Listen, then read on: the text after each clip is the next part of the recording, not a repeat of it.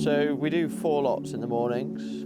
They always have a trot and a canter around here to start with, just so I can sort of see them all before they go to the gallop, really. But this track that they're on now is new this season. The reason we wanted to sort of invest and make the place better before increasing our number of horses was I want to try and make the facilities here at Upper Farm as good as I possibly can, and this new sand track is fantastic. So it's just sand, it's about 14 inches deep. It's so good for conditioning at the start of the season, so I'm really, really pleased with that. And then on the main gallop, we obviously had to change that in the middle of last year. So we've topped that up again, so it's a little bit deeper, a little bit slower, a bit more forgiving. I want to try and make it as good a facility as I can, and if I can give the horses that I've got here the best of care and the best facilities to train on, hopefully they'll reach their best potential and then they'll run fast and I'll have lots of winners.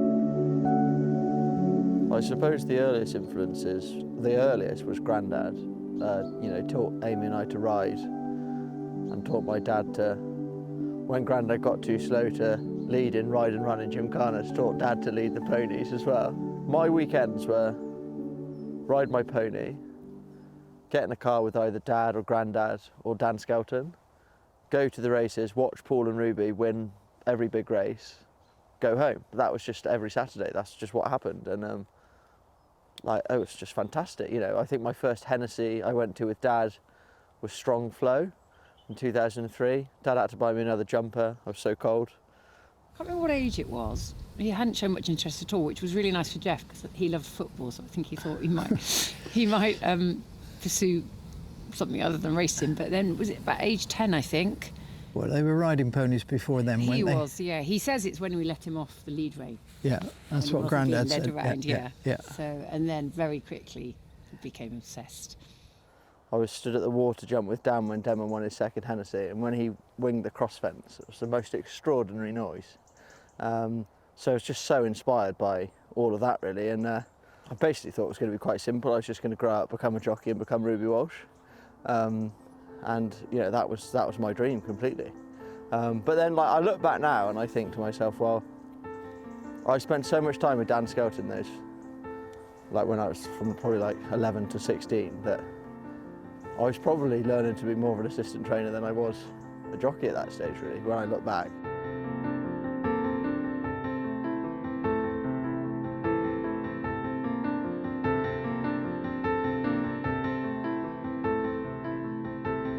So I rode for 3 years, but I had some amazing days. I mean, my favourite, without question, was Brampool winning the Greatwood Hurdle. I'd been out of school, I think 4 months, 5 months at that stage. You know, it was for some Aaron Banks who Mum and Dad's known forever. But like winning at the Cheltenham Festival on Salubrious for Andy Stewart and David Johnson was amazing. Andy in particular was a very, very big supporter of mine, which was great. And then the other one that was sort of quite a special win was Union East for John Hales at the Hales family at Cheltenham at the December Gold Cup. They were, you know, the Hales family became great friends of all of ours, and that was a really cool day. I remember Paul saying in the paddock before, he had 9 stone 9, he had some good novice form, and basically Paul was like, look, he's an absolute certainty, just stay on his back. And so I was going out thinking, right, well, I just need to stay on. So yeah, like I don't miss riding one bit, and I never really did, but I'm pleased I've done it. It was incredible because Paul put a lot of trust in him, and also just because he was nephew of Paul's, didn't give him a God-given right to be good or anything like that. So I always felt like, you know, he was entrusted with some really good horses to ride. I often remind him of the fact that you have ridden a festival winner, you know. So I think all of that kind of stuff helps when you're relating to jockeys that come in now and things like that. My view is that, you know, they know he understands the job that they do, and I think that, for me, that makes a big difference. I suppose the training side of things sort of occurred to me maybe 2 years into my time as assistant trainer at Paul's. Like when I stopped riding, I didn't really know what I was going to do, to be honest, and Clifford Baker, Paul's head lad, was a massive part in that. Like, I thought, well, God, if I have the chance to be assistant trainer to Paul, then that'd be mega. So after a couple of years, when I started to find my groove a bit and really became quite passionate about it, I thought, right, well, this is the area I want to be in. like the group of people you have around you, when you all win together, that's really rewarding, and I find it way more rewarding than just riding a winner. The dream was to train, but it's just a matter of trying to work out how to do it, really.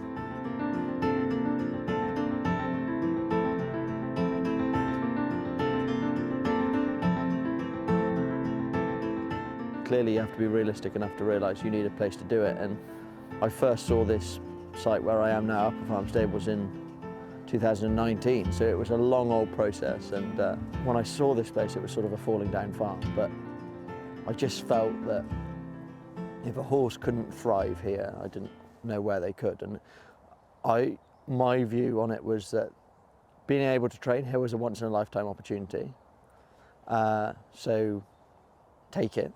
And you know, when I left Paul's, this place wasn't ready, so we had to go to Lambourne for 11 months, which was a good experience. I met some good people there, but I sort of felt that we properly got started when we moved here on the 1st of August 2023. I suppose the biggest help to me through it all has been my sister Amy, who has just had her first child, but she has literally been by my side the whole way, and I don't see it as my business, I see it very much as our business. Like, she's been a massive part of it. You know, while she's on maternity leave, I've been missing it, that's for sure. But I think it's interesting with training, isn't it? Because generally there's either one or two names above the door, but there's so many people that go into it. And I am very, very appreciative and aware that without quite a lot of people, I wouldn't be doing it. Paul O'Brien has been my stable jockey since the beginning. We shared the weighing room a little bit, but we knew each other. I mean, it wasn't... I think the nice thing about the weighing room is even if you don't really know a guy, you'd always stop and say, afternoon, how you doing, busy today, or whatever it is, and that was all it was with Paul. It was just, all right Paul, all right Harry. My last season at Paul's, spent a bit of time watching racing, trying to find a jockey that we thought was really good, who didn't have a stable jockey job, as it were, and Paul sort of emerged at the top of that list. So I basically just called him like 2 weeks after I finished at Paul's. I just called him and I was like, do you want to come in and ride out? And that was May. I said to him, then I said, like, the horses are coming in on the 6th of September, so no rush, like, come in in like November when they're a bit fitter and they start cantering. Anyway, 5th of September, he WhatsApped me saying, hi Harry, are the horses still coming in tomorrow? I said, yeah, they are. He was like, all right, I'll be in. And he's been in 3 or 4 days a week ever since.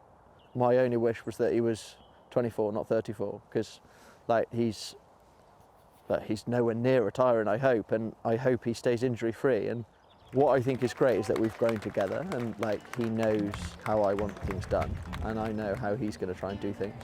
He's always got the best interest of the horse at heart, and just a really, really good jockey.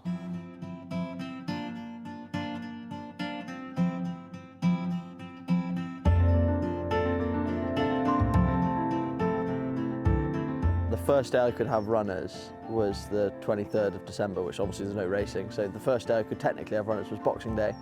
And we had it in the back of our mind for a while that a horse called Sea More Business was going pretty well, who my parents owned. And my head lad and I, Graham, who's been with me from the first day, we sort of thought, wouldn't it be fun to go there and have a real good chance on our first runner? And he was just training really, really well. I told Dad quite a way out that this was the plan.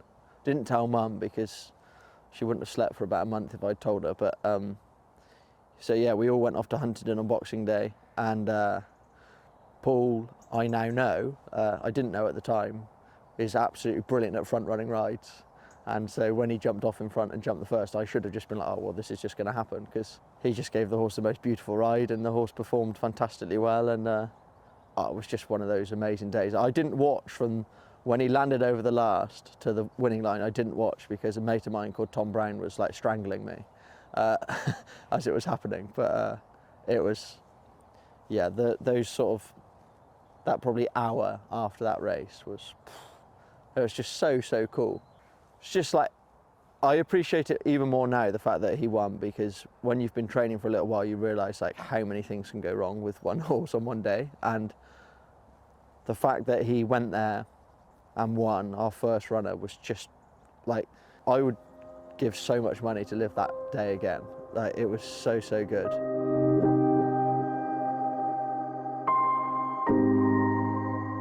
Essentially what came in about 40 hours was a ridiculous amount of rain. It became a river. And I was stood here on Sunday afternoon just watching it. It was in a bad way.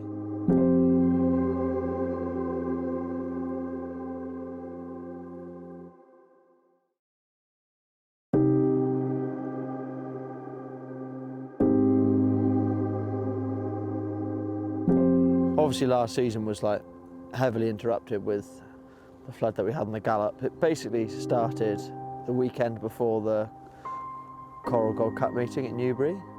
Gallop was getting pretty wet, and then essentially what came in about 40 hours was a ridiculous amount of rain. I can't remember exactly, but it was like a couple of inches of rain just over a really short period of time, and the Gallop was woodchip at the time, and it became a river. And I was stood here on Sunday afternoon just watching it, and the Gallop was just basically like a river, and it was one of those moments of like, you know, this is a complete disaster, but it wasn't like, oh, we could just patch it up. It was in a bad way. It was building and boiling for A few few weeks, to the point that Julie and I were watching television one evening, and he came in, and there was this explosion basically that said, you know, it's all over, it's, you know, we're dead in the water, all of those kinds of things. And that was great, because at last he got that out there, that what he was feeling, but was just, you know, building up inside. And so for us, that was a horrible moment, but a good moment in that we knew we could try and do something about it. First thing I did was I sent an email to all my owners saying that I'm intending to ring you all over the next couple of days, but this is what's happened.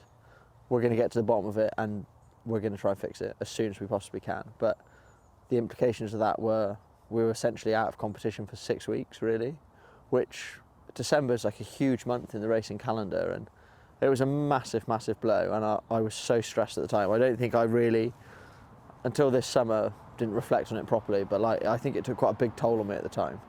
I was sleeping dreadfully, and like, because you're trying your best to establish a new business and you don't have a Gallop.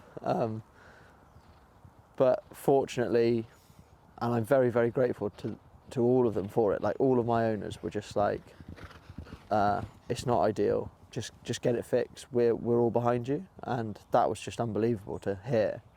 In the end, it was a satisfying season, but I'll never look back at it particularly fondly because of the stress that, you know, December and January was pretty miserable. But I actually think that probably in the end it did me a bit of good, you know.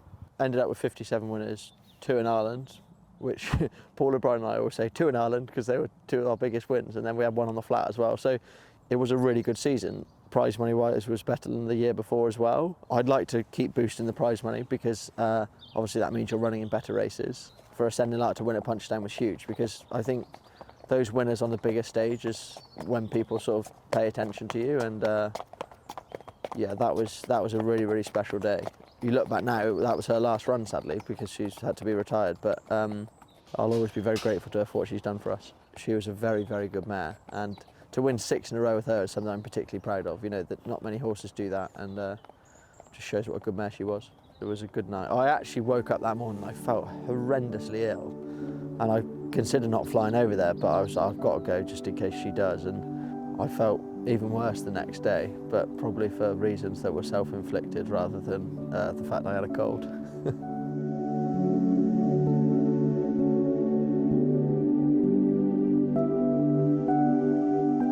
Because I'm young, the one obvious thing I lack is experience. That, like, to me, you can only get better at being a trainer by training. You see things more and more, you understand situations, you understand that, okay, actually all that horse needs is a bit of time, or so experience is one thing that I don't have loads of, but I think Graham Bain's my head lad since I've started has been enormous help, because he's a little bit older and has got a huge amount of experience, has seen it all before, and so I think he's massively complemented what I'm doing. He's young, enthusiastic, wants to do well, and You know, he creates a good environment, and he's willing to listen as well. If you want to give him some advice or have an opinion, he's more than happy to take it on board. And yeah, we've got on very well. We have a good relationship, and yeah, we've done very well. Occasionally we have a difference of opinion, but it's we talk about it, and that's a good thing about Harry. We could sit down, talk about it, and we'll work it out together and come up with whatever's best for the horse, or whatever situation it is. It sounds really, really sad, but apart from when England are playing Test match cricket, I don't think about anything else other than horse racing. Like, I'm completely obsessed by it. I spend every evening thinking about it, race planning. I live for it, and so I think that does give me an advantage. I don't have any distractions. I don't have to go to a parents' evening or whatever. Like, I just think about this.